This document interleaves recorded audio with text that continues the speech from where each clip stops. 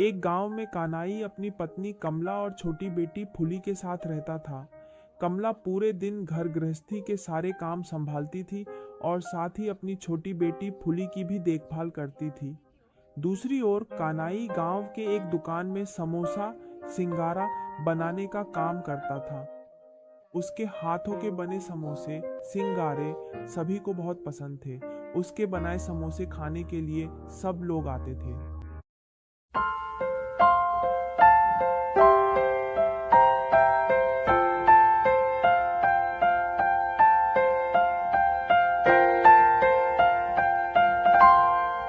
अरे कानाई, तुम्हारे हाथों में तो जादू है, कहना ही पड़ेगा।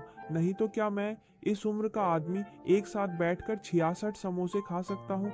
उफ, कितने बेहतरीन बनाते हो तुम। गर्मा गर्म और समोसे बना दो ना। ओ कानाई काका, मैं कहता हूँ आज मैं नहीं खाऊंगा, घर के लिए ले जाऊंगा। गर्मा गर्म 20 समोसे जल्दी से तल दो, मैं सीधे घर ले जाऊंगा। कन्या, हाथ जल्दी चलाओ मणि। देखो, सब लोग बड़ी बेसब्री से बैठे हैं समोसे के लिए। सभी की निगाहें समोसे पर टिकी हुई हैं। जल्दी करो, जल्दी करो, पहले कत्तामशाही भी आ गए हैं। अब बस गर्मा गर्म ताजे ताजे समोसे उतार दिए और सबको एक एक करके दे दिए। सबको समोसे मिल गए, अब सब बहुत खुश हैं।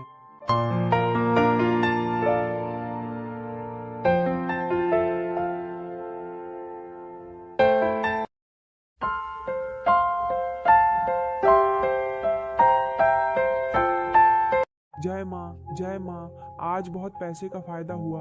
ये कन्हैया थोड़ा भोला भाला है, इसलिए उससे अच्छे से काम करवाया जा सकता है। खैर, मेरा तो बस व्यापार में मुनाफा कमाने की बात है।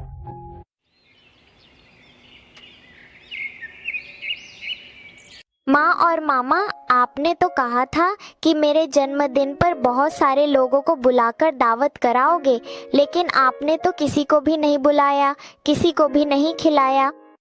फूली, इस बार जन्मदिन पर किसी को नहीं बुलाया गया रे। मैं वादा करती हूँ अगली बार बहुत सारे लोगों को बुलाकर दावत कराऊंगी। तू तो समझती है फूली, छोटी है लेकिन फिर भी समझती है। हमारे यहाँ उस दिन कुछ नहीं था।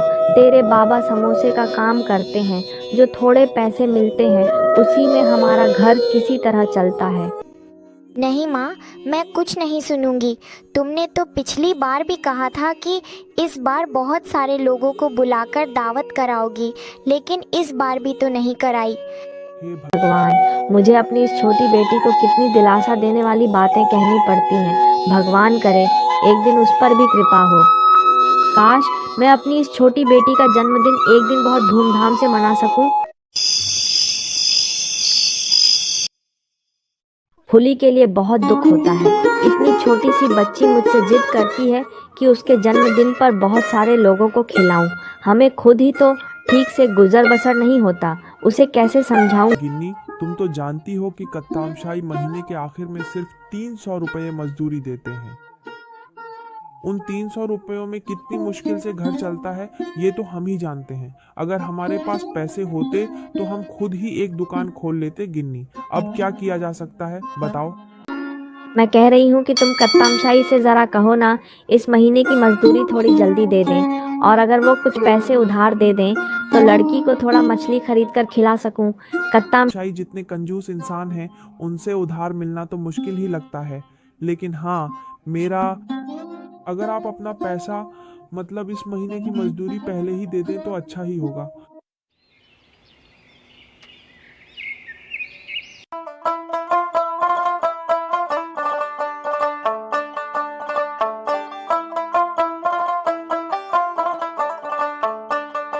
अरे कनाई काका, सुनो, आज सिंघाड़ा नहीं हो पाएगा। आते वक्त हुरो के सिर पर पैसे की थैली लाना भूल गया हूँ। कोई बात नहीं बीशु, गर्मा गर्म सिंघाड़ा भाजी के कुछ टुकड़े दे दो, पैसे कल ला दूंगा। कनाई की यह उदार मानसिकता उसके मालिक को बिल्कुल पसंद नहीं थी। कनाई, मैंने साफ साफ कह दिया, अगर इस तरह उधार में किसी को सामान दोगे तो मैं तुम्हें यहाँ से धक्के मारकर निकाल दूंगा। ऐसा क्यों कह रहे हैं मालिक? बीशू ने तो कहा है कल ही पैसे लौटा देगा। पहले मालिक, मेरी आपसे एक बात थी, अगर इस महीने की मजदूरी थोड़ी जल्दी दे देते तो अच्छा होता। असल में मेरी बेटी का जन्मदिन था, थोड़ा सा मछली खरीद कर देता, वो भी उस दिन नहीं हो पाया। अब अगर पैसे दे दीजिए, मैं थोड़ा मछली लेकर घर लौट जाऊं। कानाए, तूने मेरी सिंगारा जलाकर खराब कर दी, निकम्मा कहीं का। अब यहाँ से निकल जा। पैसे देकर खरीदी चीज़ों को इस तरह बर्बाद कर दिया। ये रहा 50 रुपये। इससे अगर तेरा कुछ हो जाए तो ठीक, नहीं तो एक पैसा भी और नहीं मिलेगा। इस महीने की बाकी रकम भी तुझे नहीं मिलेगी।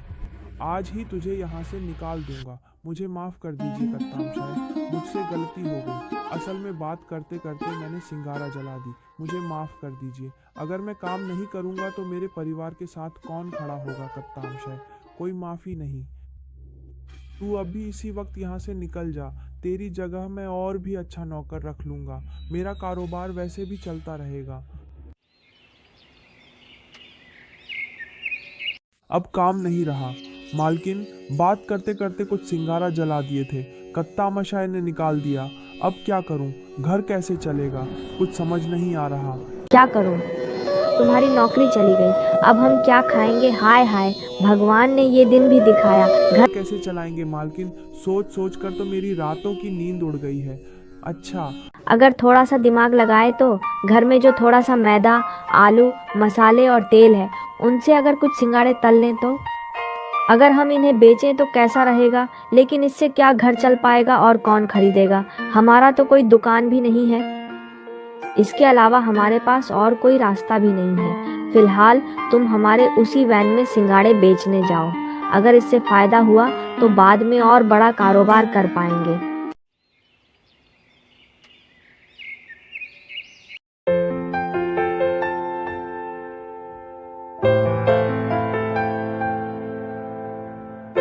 गिन्नी, घर में जो कुछ भी था सब खत्म करके सिंगाड़े बनाए जा रहे हैं।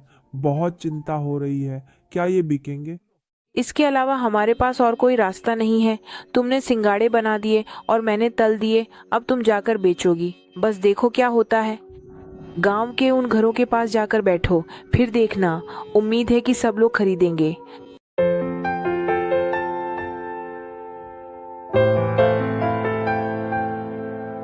इसके बाद कन्हई 2 टोकरी सिंघाड़े लेकर गांव के घरों के सामने खड़ा हो जाता है। कुछ ही देर में वहां कई लोग इकट्ठा हो जाते हैं। फिर सब लोग कन्हई के सिंघाड़े खरीदते हैं। इससे कन्हई को काफी पैसे का फायदा होता है।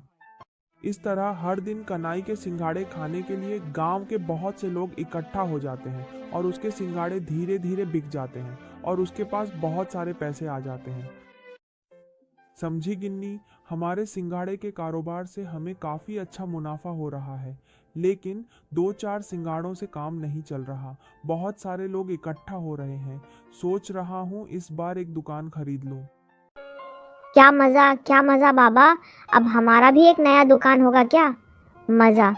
तुम बिल्कुल सही कह रही हो। हमारे सिंगाड़े के कारोबार से हमें काफ़ी अच्छा मुनाफा हो रहा है। अगर इस तरह एक दुकान खरीद लें तो और भी फ़ायदा होगा। तब हमारे खाने पीने की कोई कमी नहीं रहेगी और हम अपनी बेटी का जन्मदिन भी और अच्छे से मना पाएंगे।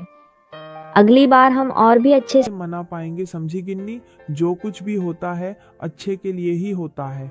अगर उस दिन कत्तामशाही के यहाँ से मैं निकल कर नहीं आता तो आज हम अपने खुद के एक दुकान के बारे में सोच भी नहीं सकते थे।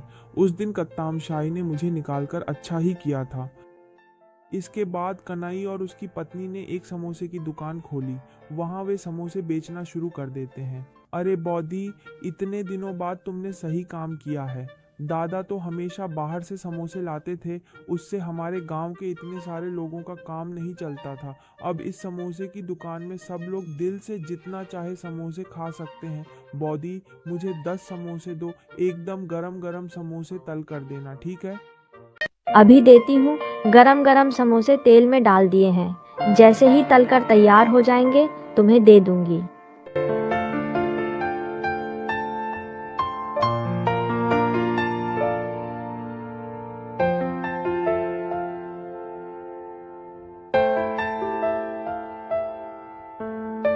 ओ कानाई काका, मुझे 20 समोसे दो। हम सब दोस्त मिलकर उस नदी के किनारे बैठकर गरम गरम समोसे खाएंगे। जल्दी से तलकर दे दो। अभी दे रही हूँ गरम गरम समोसे। आज पहली बार दुकान खोली है, इसलिए 1-1 रुपए में दे रही हूँ। समोसे सबको ज़्यादा दिए जाएंगे। आज 3 महीने हो गए, समोसे की दुकान से तुम 1 रुपया भी कमा कर नहीं ला सके। अगर ऐसे ही और दिन चला तो हमें तो सड़क पर आना पड़ेगा। मैं तो बस बात कर रही हूँ, तुम उस कानाई का पता करो, उसी को थोड़ा समझा बुझा कर बोलो। अगर वह तुम्हारी दुकान पर वापस आ जाए तब फिर से समोसे का कारोबार अच्छे से चलेगा। देखो, तुम बिल्कुल सही कह रही हो गिन्नी, मैं भी यही सोच रहा हूँ। जब तक कानाई था मेरी दुकान भी अच्छी चलती थी, गलती मेरी ही थी। मैं कल सुबह ही गांव में उस कानाई का पता करने जा रहा हूँ। सुना है कानाई ने अब बड़ी समोसे की दुकान खोल ली है। खैर, अब मैं वहीं कानाई के पास जाता हूँ, उसके पास जाकर माफी मांग लेता हूँ। कितने महीनों से तुम यहाँ हो कानाई रे? मैंने उस दिन तुझे अपनी दुकान से भगाकर बहुत बड़ी गलती की थी। अगर हो सके तो मुझे माफ कर देना। उस दिन के बाद से आज तक मेरी दुकान पर कोई और नहीं आया। नाना, कितने महीनों से आप ऐसा क्यों कह रहे हैं? उस दिन अगर आपने मुझे नहीं भगाया होता तो मैं आज अपने पैरों पर खड़ा नहीं हो पाता। आज मेरी जो भी तरक्की है वो उस दिन आपके भगा देने की वजह से ही है। कानाई वापस चल, कानाई मेरी दुकान पर वापस चल, हम दोनों मिलकर दुकान चलाएंगे। तुम्हारे आधे पैसे, मेरे आधे पैसे, सब समझती हूँ कत्ताम शाही, लेकिन मैंने खुद ही एक दुकान खोल ली है। अगर मैं चली जाऊँ तो मेरी दुकान को देखेगा कौन? कत्ताम शाही, आप कोई चिंता मत कीजिए। मेरे पति कल से आपकी दुकान में ही काम करेंगे और इस दुकान को मैं संभालूंगी।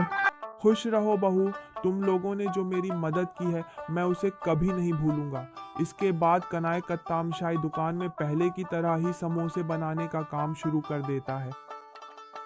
इसी तरह कनाई और उसकी पत्नी की मेहनत से एक दिन वे एक बड़ा घर बनाते हैं और सुख शांति से रहने लगते हैं।